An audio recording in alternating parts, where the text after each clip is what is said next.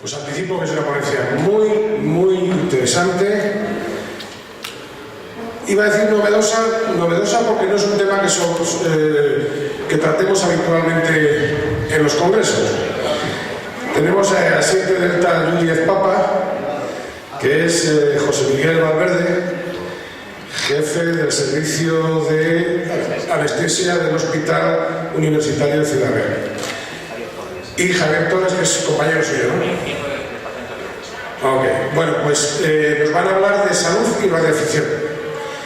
Y no la he visto, pero me ha llegado algún rumor y creo que va a ser muy interesante. Así que disfrutar de la charla.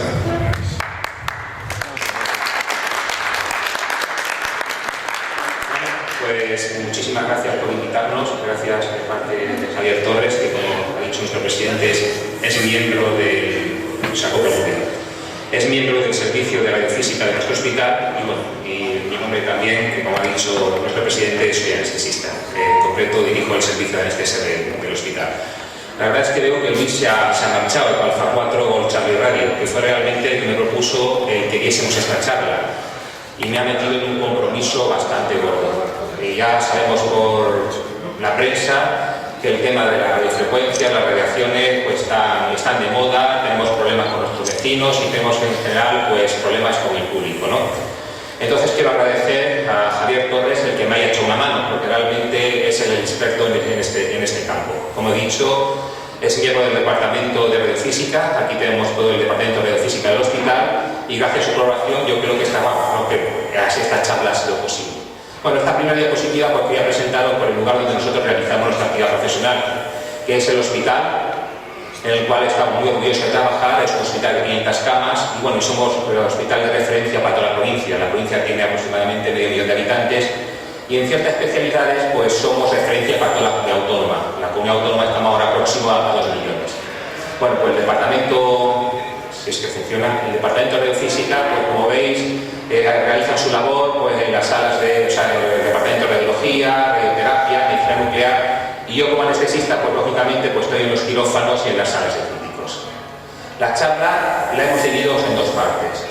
Mi compañero Javier hablará del espectro electromagnético, de la integración de la radiación de la materia, de las fuentes de radiación natural y nos dará unos conceptos de radiación ionizante versus radiación no ionizante. Y yo pues daré unas pinceladas o hablaré del efecto sobre la salud de la radiofrecuencia, que ya es un tema que también tocará a Javier. Vemos que la radiofrecuencia también se usa para usos clínicos.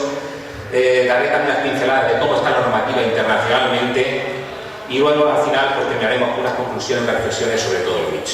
Así sin más, voy a pasar el micrófono a Javier, que empezará con la primera parte de la exposición.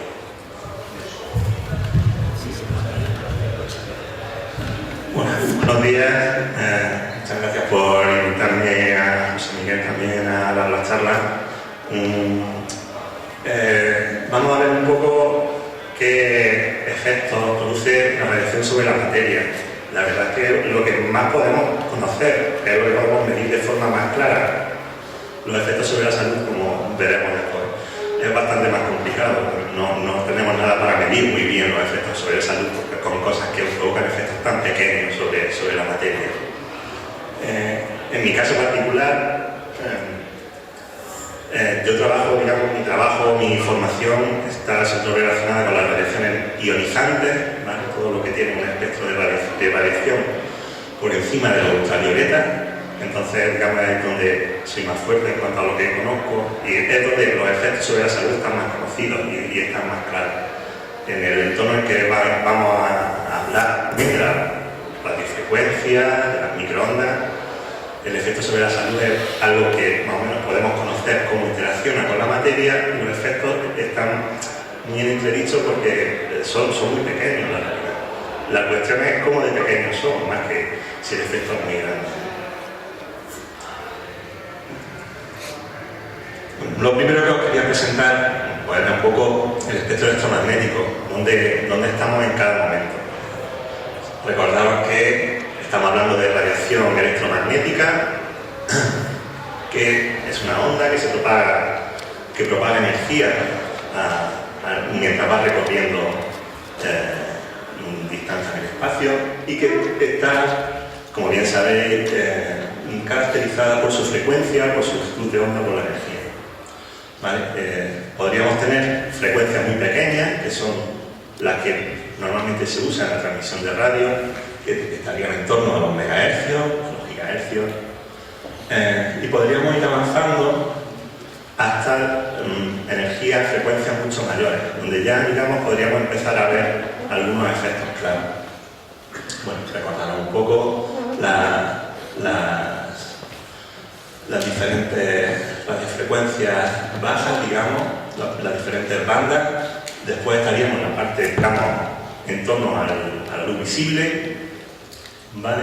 Donde tendríamos a un lado el infrarrojo y al otro el ultravioleta, y más allá tendríamos lo que es radiación ionizante, rayos X y rayos gamma. Digamos, hablamos de radiación ionizante a partir de un poquito más allá de los ultravioleta, y es donde realmente tenemos efectos conocidos sobre la salud, porque hay efectos sobre las células, sobre lo que nos compone. Más abajo de esto no hay efectos sobre la célula, pero puede haber otro tipo de efectos que puedan dar lugar a algo, digamos, que podamos pensar que menosprecia nuestra salud. Hablando un poco de lo que hemos dicho hasta ahora, radiación ionizante, la radiación ionizante, que como digo, ni mucho menos vuestro campo de emisión, podemos llegar a ver efectos sobre la salud, porque vamos a ver roturas de enlaces moleculares, va a haber daño al ADN de las células, y puede haber efectos genéticos. Y eso está bien demostrado, desgraciadamente, sobre todo los efectos de bombas nucleares, de gente que se ha irradiado con mucha dosis, o mediante el uso clínico que podemos hacer en radioterapia o en otro tipo de cosas, porque sabemos que matamos células, ¿vale? con esa radiación. Por debajo tendríamos la radiación óptica. La radiación óptica sí que también es capaz de llegar hasta el átomo, digamos, y por eso, digamos, vemos luz, porque los átomos dan esa luz, ¿no? Y más debajo lo más que tenemos son efectos térmicos o efectos no térmicos, ¿vale? Podríamos tener un calentamiento por la radiación que está llegando hasta el medio, o bueno, la inducción de diferentes corrientes, ya que en nuestro cuerpo, en un material, muchas veces hay carga positiva, y de hecho es como podemos llegar a recibir la señal de radiofrecuencia. Bueno, como os decía, vamos a ver un poquito en cada parte de esto cómo interacciona la radiación. ¿Vale? ¿Qué sabemos de los efectos de las radiaciones sobre los tejidos? En la información final sobre el efecto sobre la salud vamos a tener básicamente tres lugares donde estudiar. ¿Vale? Por un lado, la epidemiología, que es lo que normalmente conocemos, lo que sale muchas veces en la prensa, ¿no? Voy a ver una población muy grande que está sometida a radiaciones, si hay más cáncer que en otras. Eso lo hacemos mediante la epidemiología, mediante viendo en poblaciones muy grandes si hay más efectos sobre la salud que en otras. Después hay estudios sobre animales y plantas, donde podemos también ver, digamos, darle una radiación mayor y ver qué está pasando con ellos. No vamos a irradiar humanos, está claro, para ver qué es lo que pasa. Y también podemos hacer estudios celulares, ¿no? Lo que llamaríamos biología molecular. La forma de llegar a un conocimiento de los efectos de la radiación es un estudio conjunto de todo esto. Bueno, ¿qué ocurre con la radiación ionizante? ¿Vale? ¿Por qué tenemos tan claro que produce efectos?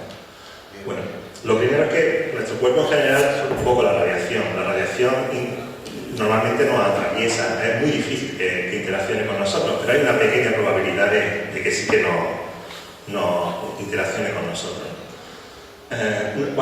Cuando un fotón de esa radiación interacciona con nuestro cuerpo, pueden ocurrir varias cosas.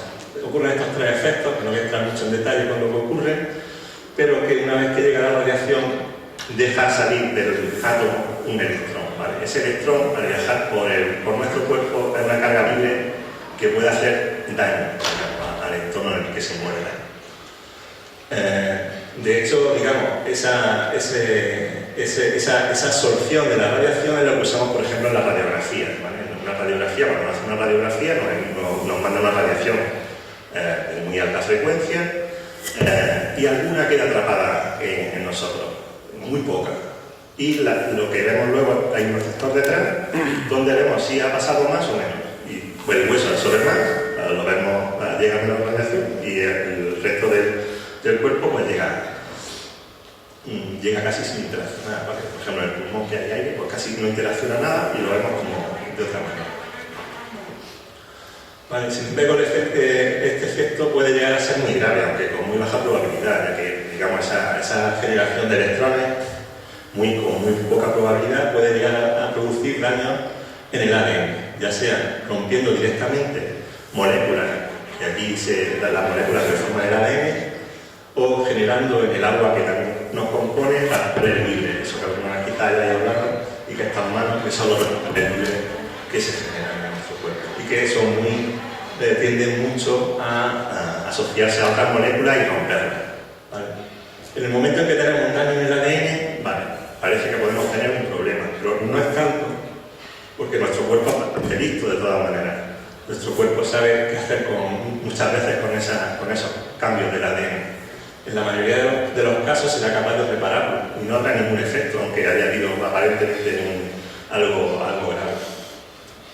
En otras ocasiones ese fallo en el ADN será tan grave que las células simplemente mueran, y salvo que mueran muchas células a la vez tampoco va a pasar nada. Si ocurren muchas células, mueren muchas células a la vez, bueno, así que ocurren casos muy graves. Estos son irradiaciones por radiación ionizante muy fuertes, donde ya se observan cataratas, enrojecimiento de la piel, infertilidad. El caso más grave es cuando, digamos, nuestro cuerpo no sabe reparar ese daño. Entonces se provoca una mutación y ese es el caso en el que pueden llegar a haber efectos de cáncer hereditario. Recordaros que esto es para radiación ionizante, ¿vale? No es para lo que estaríamos hablando. Bueno, vamos a ir bajando en el espectro electromagnético. La siguiente cuestión sería la luz ultravioleta. ¿Qué pasa con la luz ultravioleta?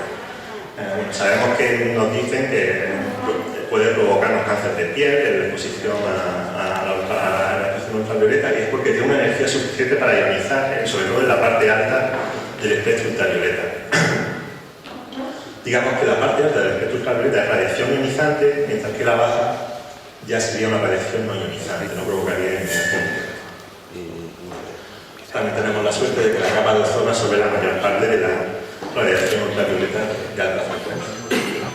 La luz visible, pues, simplemente cuando alcanza la luz de lo más que llegamos a ver son cambios en el estado electrónico dentro del átomo, ya no va a haber ionización y el efecto sobre la salud no es existido como tal. Bajaríamos aún más y llegaríamos al infrarrojo. En el infrarrojo ya no hay ningún efecto a nivel atómico, pero está llegando una onda a nuestro cuerpo con una energía que nos atraviesa ligeramente, y las células, los átomos que nos componen sí que son capaces de verlo. Llega con muy poca energía, es como en el caso de que nos llegase un camión muy grande a una velocidad muy baja, nos empujaría. Sería algo que no nos va a hacer ningún daño realmente, pero nos empujaría, y si empuja muchas cosas a la vez puede llegar a calentar, y es lo que ocurre con las estufas de infrarrojo. El siguiente caso que tendríamos sería las microondas, ¿vale? Bajando aún más el espectro electromagnético y acercándonos ya realmente al espectro en el que estaríamos trabajando dentro de la emisión de radio. Bueno, las microondas todos sabemos que las utilizamos para cocinar habitualmente, luego algún efecto hacen, porque si no calentarían los alimentos, ¿no? Bueno, las microondas hacen algo parecido en realidad a los infrarrojos, ¿vale? Ya son ondas tan grandes, de una longitud de onda tan grande, que respecto a nosotros tienen un tamaño muy grande. Lo más que van provocando, pues nuevamente rotaciones, vibraciones de las cosas. Normalmente eso no va a tener ningún efecto, pero si lo meto dentro de un horno microondas que está preparado para que rebote esa onda muchas veces y pase muchas veces por el mismo sitio, al final todas esas rotaciones, todas esas vibraciones hacen que se produzca un calentamiento por la propia vibración de las cosas, ¿no? Igual que se calienta el agua en una hornilla, también un poco similar, empiezan a vibrar todas las moléculas de agua, a moverse, y por eso van calentando de la energía que les va a llegar, ¿no? Y eso es la manera en la que dentro del horno microondas se hace, pero eso es en un espacio muy determinado, que es dentro del horno microondas, donde se consiguen muchísimos reflejos de la onda, con una potencia muy alta, y donde conseguimos además que esa onda casi no salga fuera del horno para no tener un riesgo para el fuego. Y en el entorno de la radiofrecuencia, que teníamos ya unos efectos muy similares a los que hemos hablado de las microondas, que son simplemente calentamiento, es decir, las cosas se mueven un poco y se agitan, y podemos llegar a ver a lo mejor algún tipo de calentamiento en muy minúsculo, pero se puede medir. Pues hablamos de dos tipos de efectos: los efectos térmicos, que son todos estos que hemos estado hablando, e incluso efectos que llamamos no térmicos, ¿vale? Que son inducciones de corriente eléctrica, ¿vale? El campo electromagnético es una combinación de campo eléctrico y un campo magnético. Aunque pensemos que estamos hechos de cargas neutras, nuestro cuerpo está hecho de dipolos, ¿vale? Hay pequeñas cargas libres también, entonces, digamos,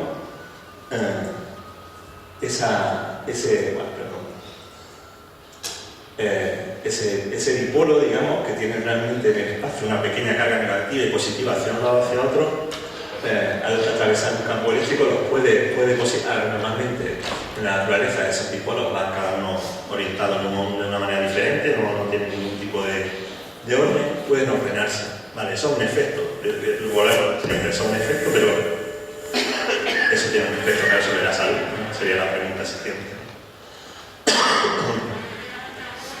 Bueno, la verdad es que como el tema de la radiofrecuencia, sobre todo ligado al uso tan grande últimamente del teléfono móvil, etcétera, ha dado lugar a muchos estudios.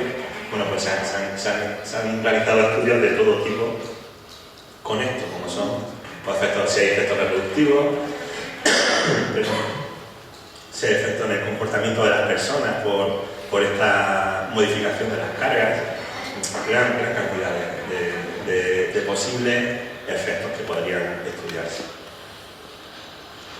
Bueno, ¿cómo caracterizamos la onda de radiofrecuencia para un poco este tema? Bueno, para campos cercanos, por ejemplo, cuando tenemos un móvil en el oído, lo que hablamos es de la razón de absorción específica, ¿vale? Que lo que dice un poco es qué tasa de absorción energética tendríamos por unidad de masa del tejido en el que está interaccionando. ¿Vale? Un poco como se mide, pues eso, si hay algún calentamiento cerca del teléfono móvil, como veremos después. Y para campos lejanos, para la emisión de una antena, lo que medimos es qué potencia pasa por centímetro cuadrado a una determinada distancia de la antena, ¿vale? Y eso además es lo que veremos después que José Miguel va a hablarnos. Y ya por último acabaría un poco por hacernos también ver algo que solemos también cuando hablamos formación sobre protección radiológica, sobre radiación ionizante, hay que intentar hacer ver, es que las únicas radiaciones a las que estamos expuestos no son las que hacemos de forma artificial mediante una antena, mediante un equipo de rayos X. En nuestro mundo hay muchas ondas electromagnéticas de forma natural y que nos dan una dosis de radiación. No solo existe la antena que emite, aunque en el caso de la radio sí que es verdad que la exposición más natural a día de hoy es a las fuentes artificiales. Pero bueno, por volver un poco a la analogía entre radiación ionizante y no ionizante, para la radiación ionizante la verdad es que estamos rodeados de ella realmente, aunque a veces pueda parecer lo contrario. Digamos, del espacio nos llega una gran cantidad de radiación ionizante, del Sol, de las estrellas, porque emiten partículas tan energéticas que algunas son capaces de traspasar nuestra atmósfera y llegar hasta nosotros. No podemos pararlas, eso llega, y vivimos con ellas. No tenemos ningún miedo, parece, a ello. Nadie nos dice miedo porque realmente es que no hay que tener miedo. El suelo de nuestros edificios muchas veces tienen materiales radiactivos, aunque no lo sepamos, digamos, porque casi todos los minerales tienen una pequeña cantidad de material radiactivo, muy pequeña, pero la tienen. El potasio, por ejemplo, tiene un isótopo radiactivo de forma natural, que existe dentro del mismo.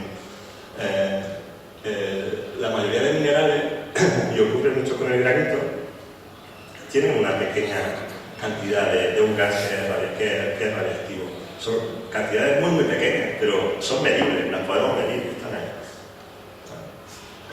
Lo que hablaba del aire, que un poco está relacionado con ese radio, el radón, si tenéis alguna vez un gas que existe de forma natural y tiene una parte radiactiva. Y como decía, en nuestros alimentos hay partes radiactivas. El potasio 40, el potasio tiene de forma natural un isótopo radiactivo, que es el potasio 40, y el uranio, queramos que no, existen muchos minerales, por ejemplo. Bueno, esto es un mapa de radiación natural, que es un proyecto del Consejo de Seguridad Nuclear, donde se mide qué radiación hay naturalmente en cada zona de nuestro país, ¿no? Bueno, por ejemplo, donde estamos nosotros, las zonas verdes son las zonas donde hay menor radiación natural y las rojas las demás. Por hacernos una idea, lo que se recibe de forma natural sería aproximadamente como hacerse unas 20 radiografías de tórax, para que os hagáis una idea de que recibimos bastante radiación natural. Bueno, y las zonas, por ejemplo, como curiosidad, donde en España hay una radiación natural más alta, pues son todas las que tienen que ver un poco con el granito, digamos, donde hay zonas graníticas, que es lo que suele ocurrir en la selva de Gredos, en la zona de Vigo. ¿Y qué pasa con la radiación ionizante, con la extracción del radio? Pues también lo llega, hay pequeñas, hay muy débiles, pero si no llegan por radiaciones electromagnéticas de nuestro propio planeta, digamos, porque básicamente nuestro planeta lo que genera son campos electrostáticos, electromagnéticos. También hay una pequeña parte de campos electromagnéticos debido sobre todo a la temperatura, digamos. Los cuerpos que tienen una determinada temperatura emiten también variaciones, normalmente infrarrojos, pero también un poco en el resto de los campos. Y también tenemos campos electromagnéticos extraterrestres. Si hacemos se pueden ver, de hecho tenemos radiotelescopios, ¿vale? Somos capaces de ver emisiones de radio desde las estrellas, y eso llega también hasta nosotros. Bueno, para que os hagáis una idea, si conocéis un poco la regulación de cuántos milivatios centímetro cuadrado se puede emitir, digamos, o estas, digamos, son las zonas seguras, bueno, pues esto sería un poco los valores que podríamos calcular que recibimos de las estrellas y de la Tierra. Bueno, son valores que tened en cuenta que un milivatio metro cuadrado es 0,001 milivatio centímetro cuadrado. Las regulaciones suelen medir en esta medida. Son valores muy pequeños, pero son medibles, ¿vale? No son, de hecho, os digo, somos capaces de ver estrellas con el telescopio emitiendo en esa franja de radiación. Y bueno, yo por aquí acabaría mi parte y pasaría la palabra a José Miguel. Y bueno, ya vamos a ir centrándonos más en el tema que nos ocupa a todos nosotros, ¿no? Pero en fin, la instrucción de Javier es fundamental para entender en qué terreno nos estamos moviendo y qué es lo que está sucediendo. Así que la pregunta sería, ¿hay riesgo de que la radiofrecuencia cause daños a la salud? Obviamente la respuesta la podemos dar haciéndonos otra pregunta. ¿Qué actividad humana no está sujeta a un riesgo? Realmente, ¿qué ha ocurrido desde la generalización de la telefonía móvil? Pues que se han disparado las voces de alarma. Yo me acuerdo cuando empecé en este hobby hace 35 años, tendría la edad de 15 años, conseguí mi indicativo con Charlie, 15 añitos, pues loco de contento. ¿Cuál era la mayor preocupación que teníamos o que tenían nuestros vecinos del vecindario? Pues la estética de la antena que colocábamos, la estética de los cables que bajaba, o si íbamos a interferir la telenovela de la tarde y poco más. Realmente nuestros vecinos no creaban ningún otro problema que la estética o que pudiéramos producirle algún tipo de interferencia en su aparato de televisión. Pero es verdad que con la generalización de la telefonía móvil, pues las voces de alarma se han disparado. Así que la pregunta del público, pues la gente ya se ha empezado a preguntar qué daños producen los teléfonos móviles y las estaciones base de telefonía móvil. Se han empezado a preguntar qué daño puede producir una estación transmisora de radio, de televisión, satélite, etc. Y nos podemos encontrar dos respuestas entre otras. Si es el fabricante de un equipo o una empresa operadora, la respuesta va a decir que nuestros equipos o instalaciones cumplen con todas las normas y reglamentos. Y si se lo preguntamos a un científico entendido de la materia o una persona puesta en esta materia, pues va a decir que no hay ninguna evidencia científica de que causen daños a la salud del público en general. Y esto es importante. Ahora mismo cualquier científico que le preguntemos dice que no hay una evidencia científica concluyente.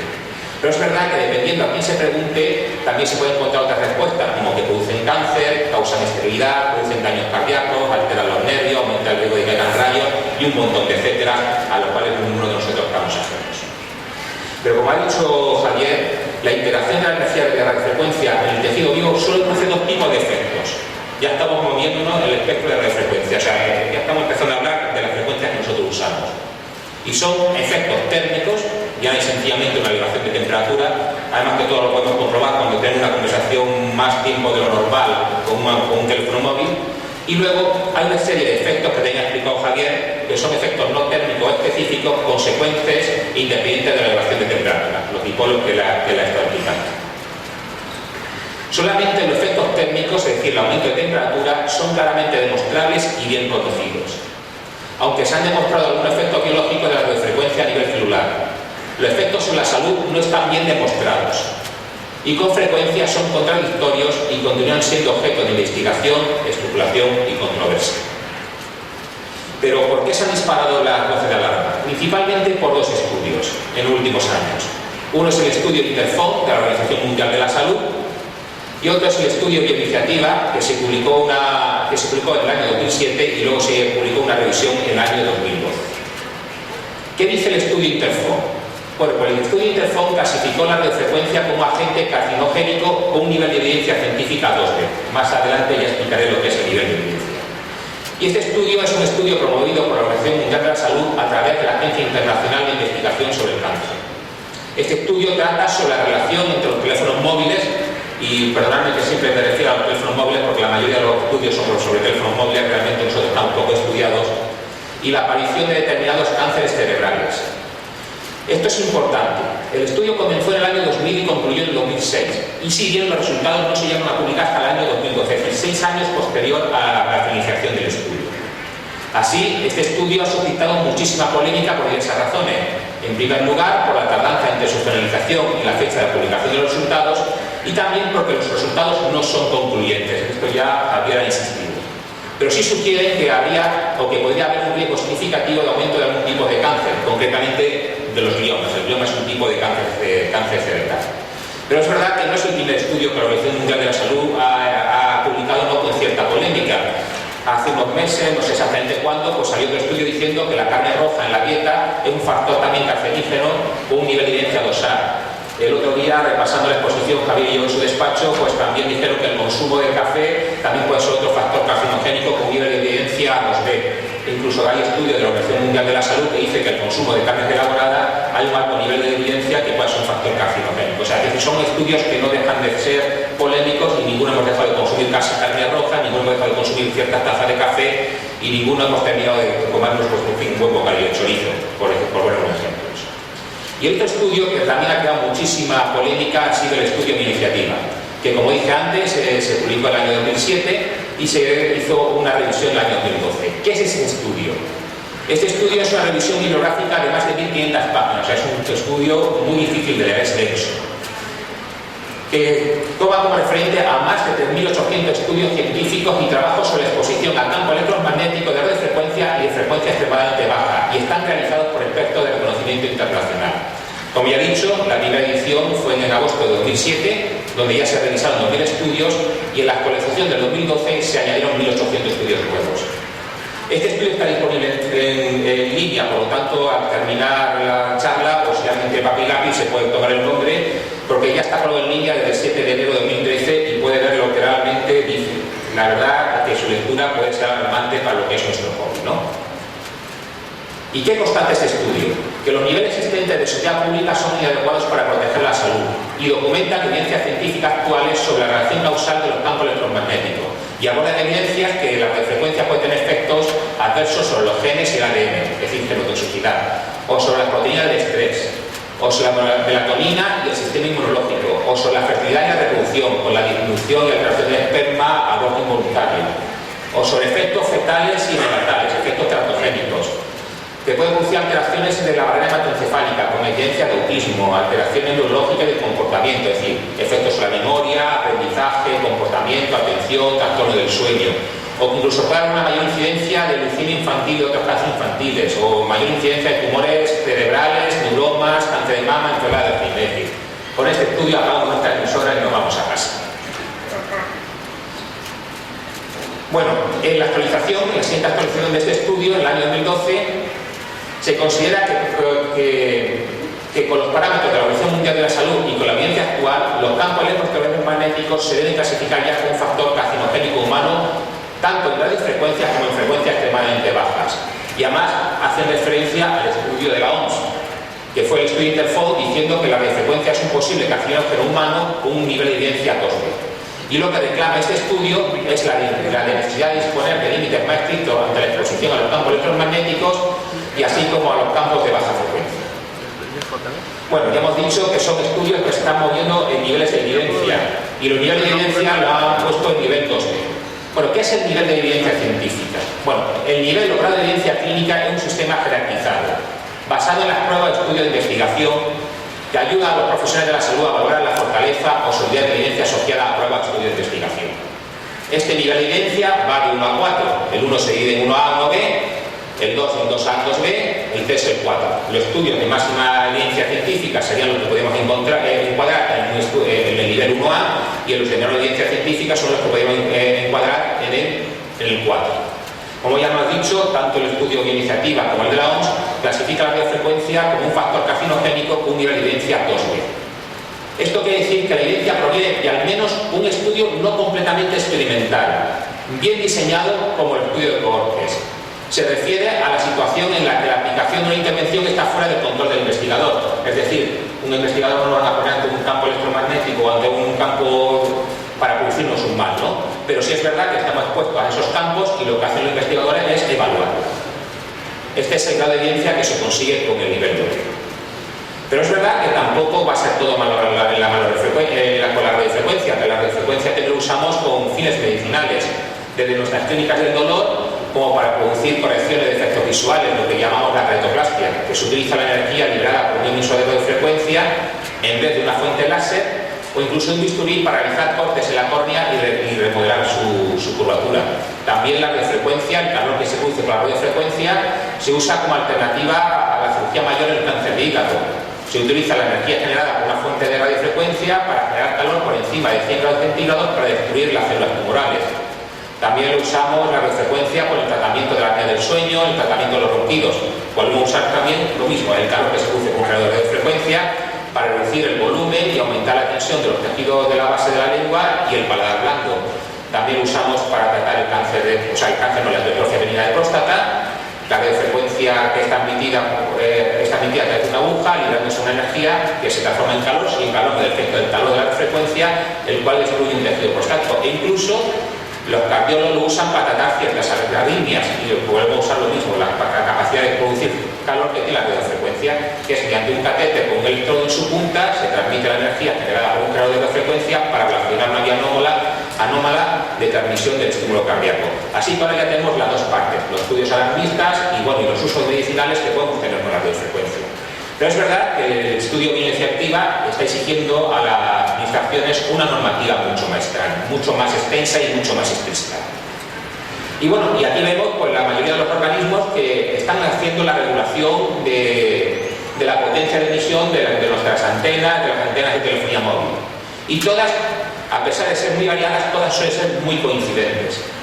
Así que la normativa española viene determinada por una información del Comité de Expertos del Ministerio de Sanidad de España, por una normativa del Ministerio de Ciencia y Tecnología de España en el Real Decreto 2001, también por la recomendación del Consejo de la Unión Europea, por el Comité Europeo de Normalización Eléctrica, ya también tenemos normativas europeas como americanas, en fin.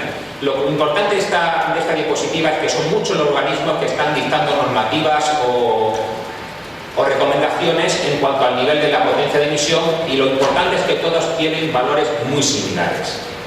Bien, esta normativa, ya sea del organismo que sea, se basa en una relación entre la necesidad de disipación de energía del cuerpo humano con la energía absorbida por el mismo. Y para entender esto, pues vamos a volver a repasar unos conceptos que ya ha comentado Javier en su exposición. Así vamos a repasar lo que es la tasa de absorción específica, que no es otra cosa que energía por unidad de masa. Vamos a repasar lo que es la intensidad de campo, que no es otra cosa que energía por unidad de superficie, lo cual depende de la potencia de emisión y a la distancia que nos encontremos de la antena. Y otro concepto también importante para entender cómo se hace la regulación es el metabolismo basal, que no es otra cosa que el valor mínimo de energía necesaria para que la célula subsista. Esta energía mínima es utilizada por la célula en las reacciones químicas intracelulares necesarias para la realización de funciones metabólicas esenciales, como es el caso de la respiración. Y la tasa metabólica basal es de 1 vatio por kilogramo. Esta es una cifra a recordar, 1 vatio por kilogramo. Así vemos que un individuo es capaz de tolerar una tasa de absorción específica de hasta 4 vatios por kilogramo, es decir, hasta 4 veces la tasa metabólica basal durante periodos prolongados sin efectos apreciables. ¿Y por qué es esto? Porque universalmente se acepta que una tasa de absorción específica inferior de 4 vatios por kilogramo supone una disipación de calor comparable a la de una actividad física moderada y por tanto es autorregulable por el organismo. Estamos hablando de 4 vatios por kilogramo. Ahora vemos que la normativa estamos lo diré, un segundo. Estamos en intensidad de campo de 0,44. Y ya vemos que un individuo es capaz de soportar 4 vatios, que sería el calor que se disipa en un ejercicio moderado. Así que la tasa de absorción específica de 1 vatio por kilogramo, o sea, para producir una tasa de absorción específica de 1 vatio por kilogramo, se necesita una intensidad de campo eléctrico de 40 kilovatios por centímetro cuadrado. Recordamos que 1 vatio por kilogramo es el metabolismo basal.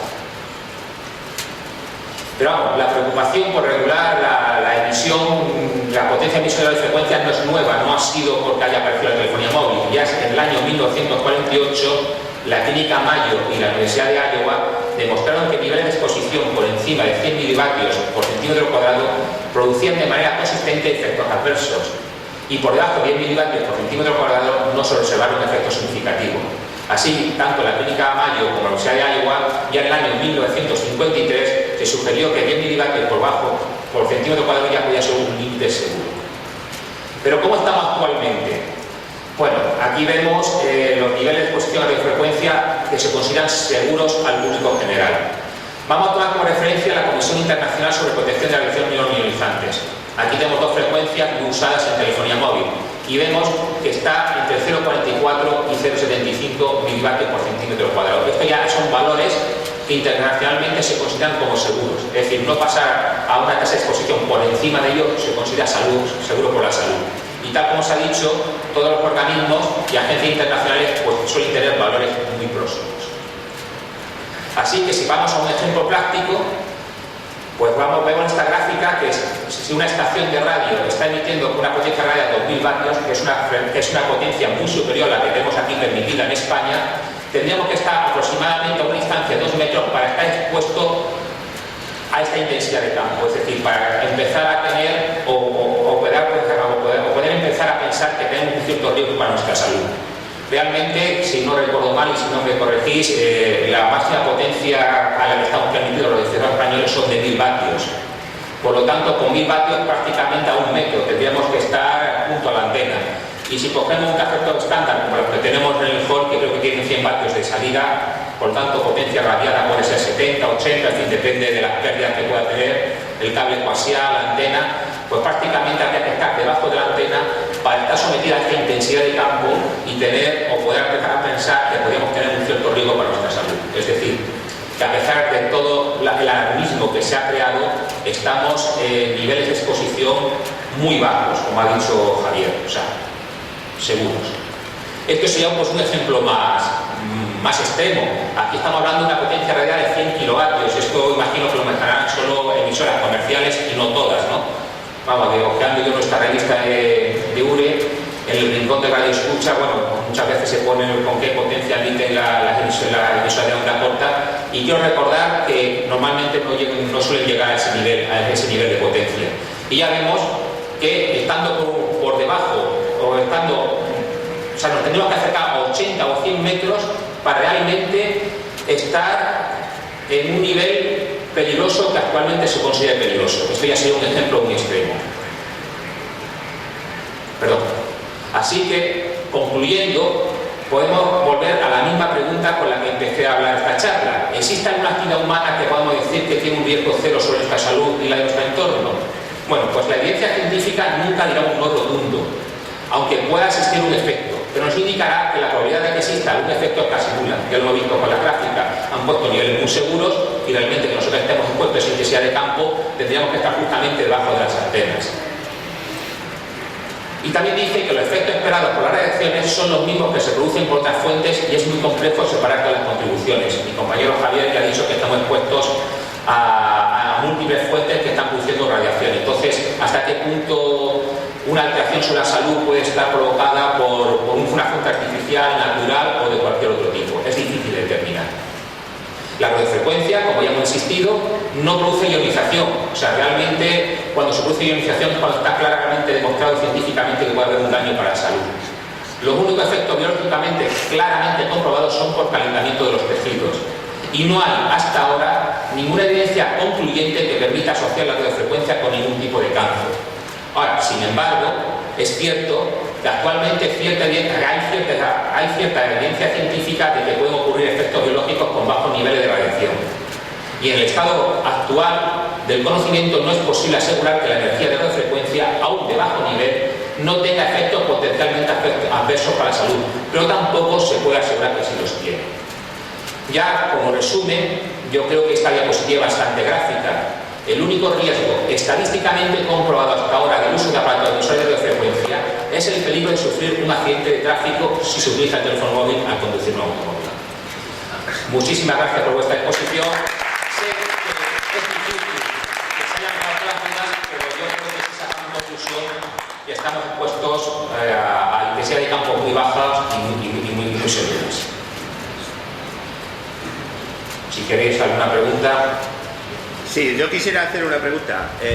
Vamos a ver, entre todas las variables que estáis manejando veo que se utilizan la relación entre potencia y superficie, ¿no? Entre vatios, milivatios, centímetros cuadrados.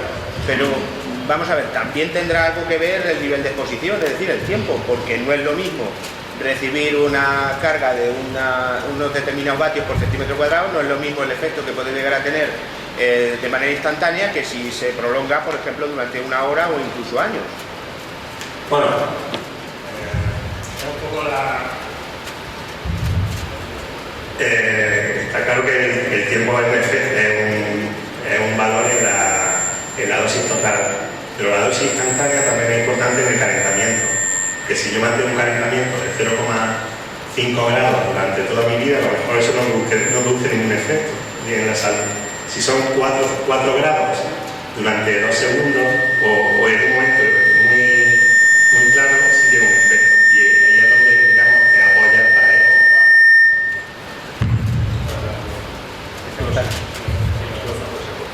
Exacto.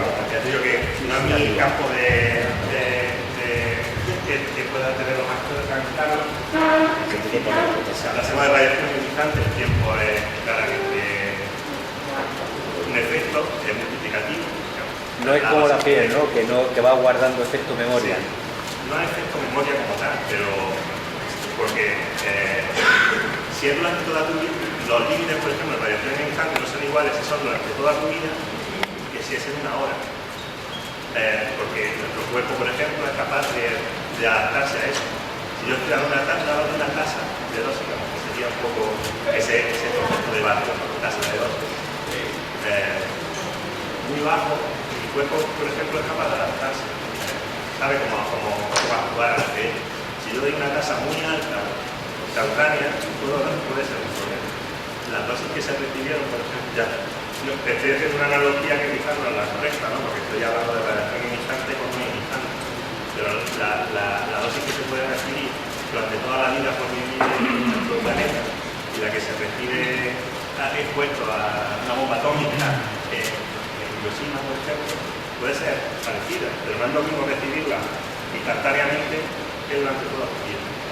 Y aquí entiendo que en la regulación pasa algo parecido. Se ha intentado regular porque damos por hecho que los niveles son bajos, son los pulsos, digamos, el pulso del momento, digamos, los vatios centímetros, la afluencia de los vatios centímetros cuadrados.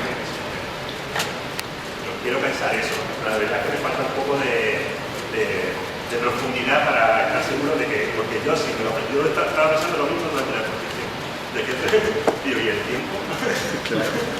Pero la verdad es que no tengo claro en este caso de que quiero que esa sería un poco cómo se percibe la... Perdona, una analogía un poco mecánica, ¿no? Si ya en esta mesa un tipo de peso durante 1000 años, la persona nos va a montar en una estructura de la mesa, no sé, un toneladas, si el efecto no quería los enlaces, en este caso, la que está en una situación de que lo que estaba intentando decir. La analogía de los cuando hacen radiografías, las personas que hacen radiografías llevan un tester aquí, pegado, y cada vez se mide y según la intensidad de cosa. Porque sabe, la sacan de aquella zona y la ponen en otra zona que no tiene radiación. O sea, no es como público. Yo quería apenas hacer una pregunta. ¿Podrá hacer alguna relación a una persona que tenga un pacemaker y que trabaje con potencia? ¿Podrá haber alguna...? En principio, no. A ver, puede haber... normalmente los implantes cardíacos, digamos, me sé más de la palabra en inglés, pero sería marcapasos. En principio todos vienen con unas instrucciones y esas instrucciones suelen venir hasta qué nivel podemos irradiar o puede soportar ese marcapaso. Con las radiaciones no ionizantes que estamos dando, creo que ninguno llega a tener ningún tipo de problema. Por ejemplo, yo pongo un caso que quizás está fuera también de este. En radioterapia, cuando tratamos pacientes de radioterapia, el acelerador lineal genera radiofrecuencia a nivel para generar el pulso electromagnético con el que se generan los rayos X. Cuando tratamos a alguien con radioterapia que tiene un marcapaso, intentamos hacer ver si va a haber algún riesgo por ello. Por eso ahí lo pregunto siempre cuando la persona va a hacer, por ejemplo, un TAC. Sí, no hay problema. Pero me preguntan, ¿y ustedes tienen pacemaker o tienen, no sé, porque ahí también porque la radiación con las personas que hacen la radiofisión y que dicen, porque mucha gente hoy dice potencia y así la relación con un pacemaker tiene una pilla. Normalmente, las pocas veces que he visto he mirado las instrucciones de algún marcapasos, los actuales es muy raro que están ya muy blindados ante la radiofrecuencia para tener ningún tipo de efecto fuera de ello. Los marcapasos actuales, incluso con el campo eléctrico que se puede producir con combustible eléctrico, ya vienen blindados. Vamos, no es un tema que esté con nuestro hobby, pero es verdad que la seguridad que hay ahora mismo en los marcapasos, los menos tubos, no tiene absolutamente nada que ver. ¿Por qué? Precisamente porque las preguntas que tú estás haciendo se han intentado ir poniendo remedio.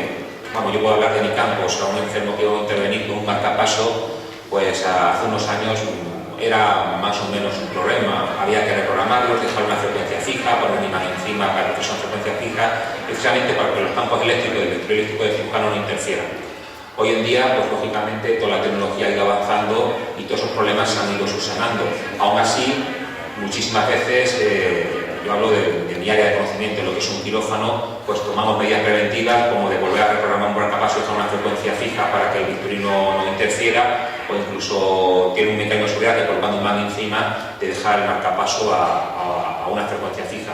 pero es verdad que la tecnología ha ido avanzando y está intentando que todas estas interferencias que puedan tener los aparatos de escáner eléctrico, pues minimizarlas. Lógicamente eso va para el paciente y ahora mismo no se homologa ningún aparato que no tenga unos estándares de seguridad muy amplios, ¿no? Es la pregunta misma de la exposición, ¿no? Si le preguntamos al fabricante o al instalador qué efectos tiene la radiofrecuencia sobre la salud, pues te va a contestar: mire usted, cumplimos todas las normativas y dentro de la evidencia científica actual pues estamos en unos márgenes muy seguros.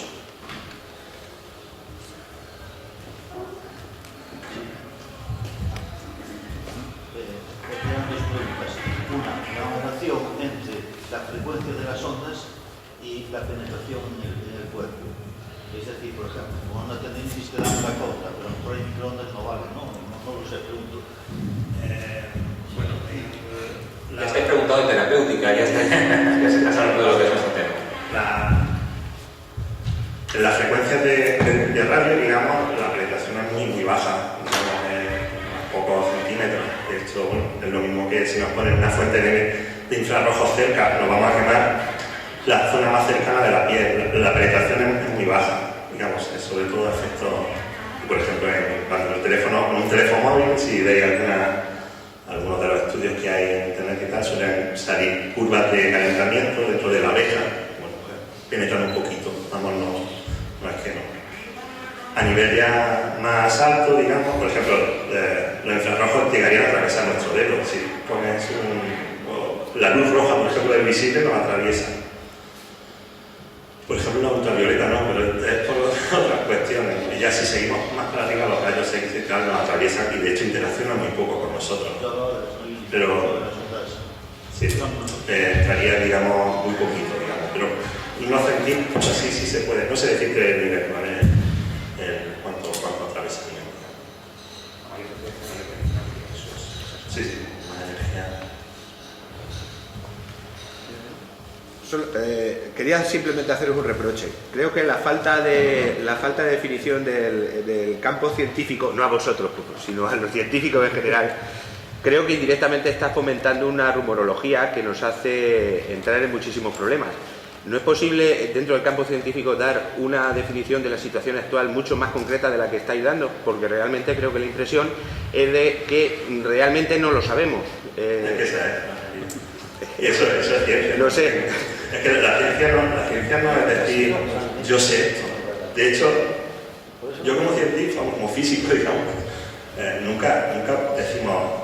De hecho, ni cuando digo que mido tanto, digo he medido 5 vatios centímetro cuadrado, nunca vamos a decir eso. Vamos a decir que medimos entre 5 más o menos un valor. Y en este caso estamos hablando de 0 más o menos un valor. Ese es el problema. Estamos hablando de 0 más o menos un grado de incertidumbre. Y la incertidumbre siempre va a quedar con alguna posibilidad, digamos. Pues nunca, la ciencia no tiene valores tan exactos, digamos. No podemos tener leyes, ¿no?, de cómo se comportan las cosas, pero a la hora de medir, las medidas siempre tienen una incertidumbre. Aunque sea muy pequeña. Aunque sea, cuando vamos a nuestro coche, el coche marca 120 kilómetros por hora, pero será 120 más o menos. Y por eso además, si nos pilla alguien a 140, nos meten un factor ahí, ¿no? Porque yo no sé si usted iba a 135 o a 145, luego le voy a poner una incertidumbre, ¿no?, a esa medida. Y le voy a sumar. De todas maneras, la normativa se está mojando. O sea, conforme va habiendo evidencia científica, van poniendo los niveles. Ya hemos visto que la clínica Mayo, la Universidad de Iowa, pusieron como límite 10 milivatios por centímetro cuadrado. Quiero recordar, teoría positiva. Y sin embargo, hoy estamos en valores de 0,44, más o menos, según el organismo sanitario. Conforme va habiendo evidencia o habiendo estudios donde piensa que una probabilidad de que la frecuencia puede ser cancerígeno, van disminuyendo los niveles. Ya es muy difícil acotar, pero es verdad que conforme esa evidencia va surgiendo, la regulación va poniendo todo. Lo que pasa es que la regulación de los límites, sobre todo, digamos, lo que hay evidencia normalmente es porque si hay evidencia de que la radiofrecuencia a niveles muy altos provoca catarata, provoca, digamos, a los trabajadores que trabajan mucho tiempo, porque, digamos, sí hay evidencia de que la radiofrecuencia tiene un efecto sobre la salud. Eso es innegable, ¿no? De hecho, no hemos presentado nada de ese, pero estudios americanos en los momentos de la Guerra Fría, haciendo cosas muy bestias, de efecto sobre los operadores que estaban con radiofrecuencia. Al final, ¿cómo regular? Porque dices, yo he visto efectos a 100 milivatios centímetros cuadrados, pero si nadie llega a eso, en la vida normal no llegamos a eso. ¿Cómo regulo un límite? Pues ahí ya entra un poco la incertidumbre, por ejemplo, cómo ponemos los límites en radiación ionizante, por ejemplo, cómo se ponen nosotros, digamos, se pone un efecto un poco para la sociedad, digamos, si la radio, por ejemplo, es importante para nuestra sociedad, que lo es, digamos, ¿por qué no voy a dejar que se emita radio si el efecto que tengo claro que ahí es muy pequeño? Vale, lo voy a regular, pero tengo que poner en una balanza el beneficio que produce para la sociedad el emitir el radio, el tener telefonía móvil, y los efectos poco demostrados o a niveles muy altos de eso.